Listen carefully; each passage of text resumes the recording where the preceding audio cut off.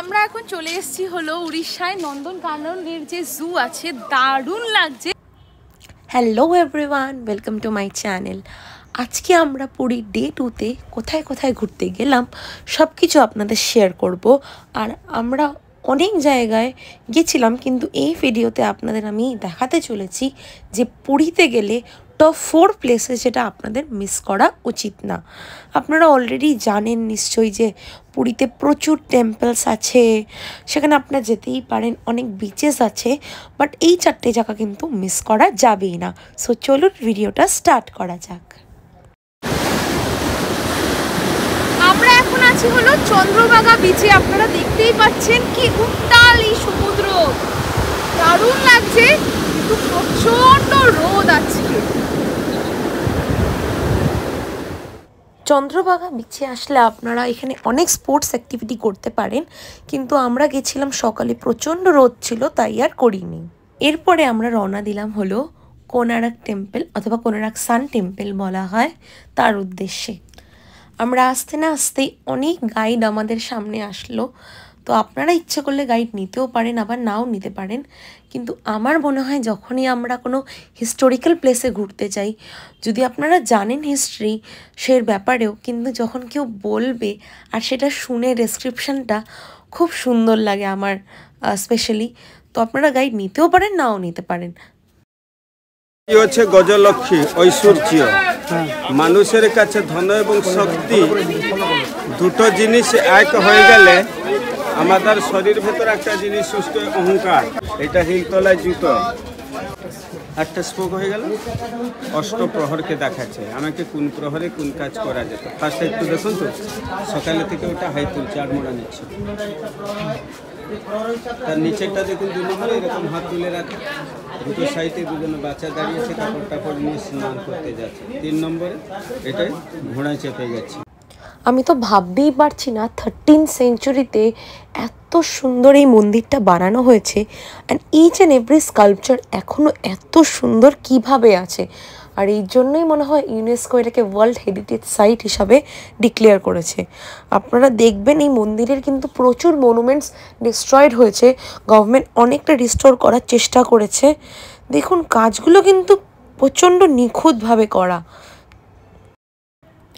আমরা লাঞ্চ করে এগিয়ে গেলাম নন্দনকানন জুলজিক্যাল পার্কে যাওয়ার জন্য। এই পার্কটা কিন্তু বেশ স্পেশাল, কারণ ইন্ডিয়াতে ফার্স্ট টাইম টাইগার সাফারি কিন্তু এখানেই স্টার্ট হয়েছিল। কিন্তু টাইগার সাফারি করার জন্য সকালবেলা আসতে হয়, এই ইনফরমেশনটা আমরা জানতাম না।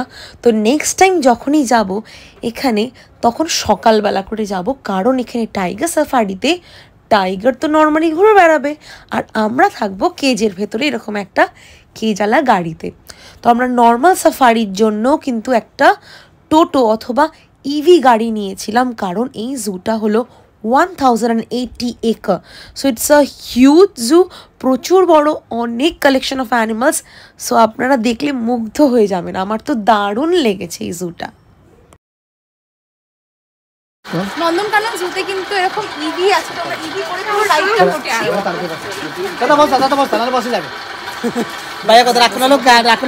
আমরা ইভি করে রাইড করছিলাম, তার সাথে কিন্তু আমরা একজন গাইডকেও নিয়েছিলাম।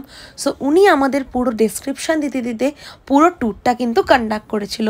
আমাদের দারুণ লেগেছিল। আপনারা যদি নাম্বারটা চান, আমি ওনার নাম্বারটা কিন্তু ডেসক্রিপশান বক্সে দিয়ে দেবো, অথবা ওখানে গেলে কিন্তু আপনারা অনেক গাইড পেয়ে যাবেন যারা আপনাদেরকে পুরো ট্যুরটা দারুণ মজা করে করাবেন। আপনারা ভাবতেই পারেন যে এখানটা পুরো হেঁটে হেঁটে রাইড করব, কিন্তু একটু ডিফিকাল্ট হয়ে যাবে। 5 মিনিট আমরা ইভিতে থাকার পরে আমরা চলে এসেছি এখন রেপটাইল হাউসে, নন্দনকানন জুতে। রেপটাইল হাউসটা কিন্তু বেশ ইন্টারেস্টিং ছিল। আপনারা ভাবতেই পারবেন না কি দারুণ কালেকশন অফ স্নেকস ছিল এখানে।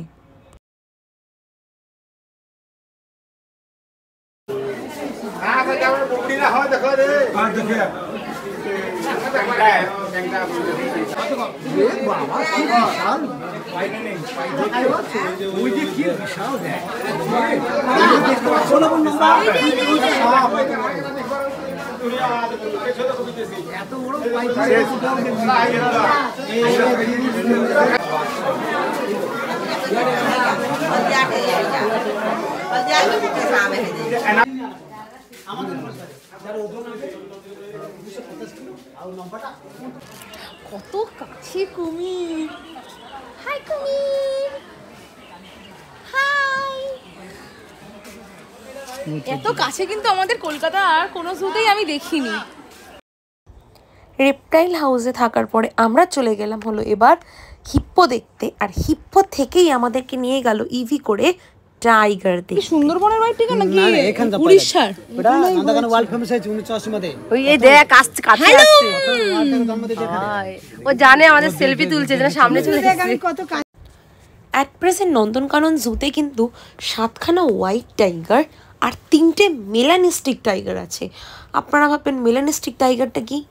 বেশ সুন্দর কিন্তু ব্ল্যাক স্ট্রাইপ করা থাকে ইয়েলো বডিতে, দেখতেই পাচ্ছেন। এটা কিন্তু একটা বেশ ইন্টারেস্টিং সায়েন্সের মিউটেশনের জন্য এটা হয়েছে। আমার দারুণ লেগেছিল এই টাইগারগুলোকে উইটনেস করে। ব্রিডিং প্রোগ্রাম চলছে। হ্যাঁ তাই তো হচ্ছে, তাই তো বোঝা যাচ্ছে। এখানে টাইগারের সাথে সাথে চিতা, লায়ন সব কিছুই ছিল। বাট এই চিতা জায়গাটা দেখে আমার একটু ভয়ই লাগছিল, কারণ এরা গাছের থেকে যদি লাফ মারে একটু চিন্তার ব্যাপার। তো সিংহ তো এখন ছিল না, বাট একটা লায়নেস আমরা দেখতে পেয়েছি, রেস্ট নিচ্ছিল দুপুরবেলা। নন্দনকানন জু কিন্তু হেঁটে দেখা অসম্ভব।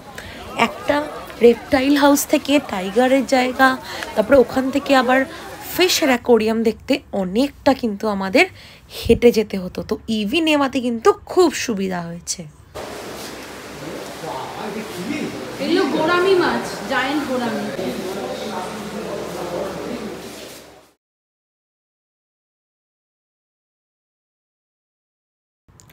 অ্যাকোরিয়ামে কিন্তু দারুণ ফিশেসের কালেকশন ছিল, স্পেশালি এই জেনেটিক্যালি মডিফাইড ফিশেস। আর এই পিরহানাগুলো দেখে একটু ভয় লাগছিল। আমরা এখন আছি হলো খণ্ডগিরিতে, দেখতেই পাচ্ছেন। এই যে কেভগুলোর মধ্যে কিন্তু ধ্যান করা হতো। তো রাস্তাটা বেশ স্টিপ।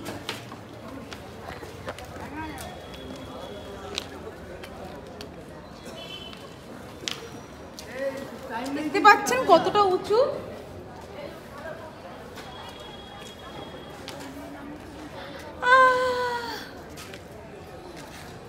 পুরীতে আসলে আপনারা যদি দুদিনের জন্য আসেন, একদিনের মধ্যে কিন্তু আশেপাশের জায়গাগুলো কভার করা একটু মুশকিল হয়ে যায়, কিন্তু আমরা তাও চেষ্টা করেছি পুরোটা কভার করতে। আপনারা দেখতেই পাচ্ছেন খণ্ডগিরিতে যখন আমরা এসছি প্রায় তখন সানসেটের টাইম, আর বন্ধ হয়ে যায়। তো আমরা পৌঁছেছিলাম 4:30। তো এত জায়গাগুলো কভার করতে আর প্রত্যেকটা ডিস্টেন্স এতটাই যে বিকেল হয়ে গেছিলো আমাদের এখানে পৌঁছাতে। তো আমরা বেশিক্ষণ এখানে থাকিনি, ওই 15 মিনিট থেকে আমরা আবার রওনা দিয়েছিলাম আমাদের হোটেলের উদ্দেশ্যে, যেটা পুরীতে। নেক্সট দিন আমরা চলে গেছিলাম হলো একটা দারুণ বিচে। আমরা এখন চলে এসেছি হলো গোল্ডেন বিচ, অথবা এটাকে ব্লু ফ্ল্যাগ বিচও কিন্তু বলা হয়। This is one of the cleanest beach in India. So এখন আমরা টিকিট কেটে আমরা এখন প্রবেশ করব। চলুন যাওয়া যায়।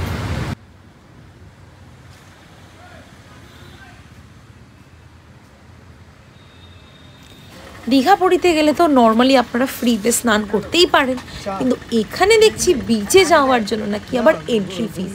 ফর দ্য ফার্স্ট টাইম আমি দেখছি বলে একটু শক ছিলাম, কিন্তু বিশ্বাস করুন এত সুন্দর করে ক্লিনিনেসটা মেনটেন করেছে আর ইনফ্রাস্ট্রাকচারটা। তো আমার মনে হয় this like 20 rupees 50 rupees is justified. আমরা এখন চলে এসেছি হলো উড়িষ্যার ব্লু ফ্ল্যাগ বিচ, যেটা হলো পুরীর গোল্ডেন বিচ। দেখতেই পাচ্ছেন কি সুন্দর নিট অ্যান্ড ক্লিন। এত সুন্দর ক্লিননেস মেনটেন করার জন্য কিন্তু প্রচুর ওয়ার্কাররা কাজ করছে। অ্যান্ড এখান দিয়ে সুন্দর রাস্তা করা আছে, মানে বিকেলবেলা হোক, আমরা এখন সকালে এসছি। তো দারুণ, এখানে চেয়ার্স আছে, জগিং করার ট্র্যাকস আছে, প্লে এরিয়া আছে চিলড্রেনদের জন্য। চলুন দেখা যাক। আর এই জায়গাটা দেখুন, স্যান্ড দিয়ে হাঁটতে হবে না, রাস্তা আছে।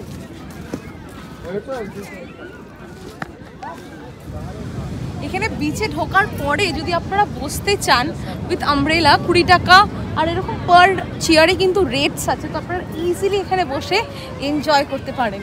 এখন চলুন একটুখানি সমুদ্রে স্নান হয়তো করবো না, বাট দেখা যাক, মানে পা তো ভোগাতেই পারি। আসি।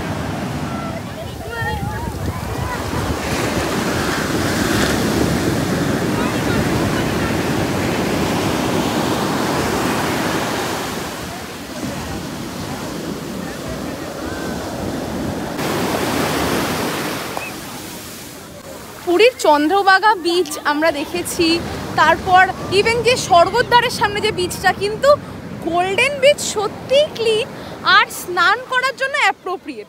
আমি ভাবছিলাম স্নান করব, কিন্তু থাক, দরকার নেই, আজকেই আমাদের ট্রেন আছে বন্দে ভারত, সো একবারে বাড়ি গিয়ে স্নান করব। এই বিচে কিন্তু 1 ঘন্টা খুব ভালো লাগবে, প্রচণ্ড রোদ, আমরা যে এসছি এখন। তো বিচের মধ্যে যদি আপনারা কিছুক্ষণ মজা করতে চান, ইভেন স্নানও করতে পারেন। স্নান করার জন্য এক্সট্রা আপনাদেরকে পেমেন্ট করতে হবে 30 টাকা বেশি, মানে 50 রুপিস। আর জাস্ট ভিজিট করতে গেলে কিন্তু জাস্ট 20 টাকা। পুরীতে গেলে কিন্তু এই 4টে জায়গা একদম মিস করবেন না। আর এই ভিডিওটা আপনাদের কেমন লাগলো আমাকে নিশ্চয়ই জানাবেন। Thanks for watching, bye bye, and do like, share and subscribe to my channel.